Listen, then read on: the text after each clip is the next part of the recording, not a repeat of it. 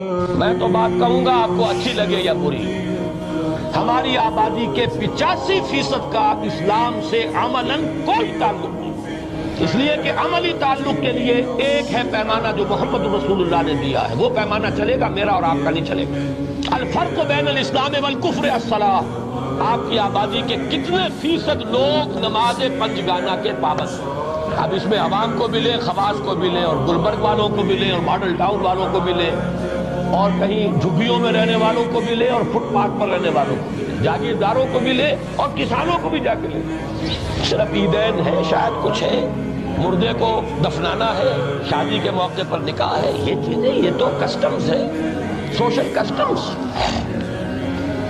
دین کے ساتھ تعلق کے لیے تو اصل یارڈ سٹک نماز پنجگانہ۔ ذرا اندر آئیے، 15% ہوں گے وہ لوگ جو نماز کے پابند ہیں۔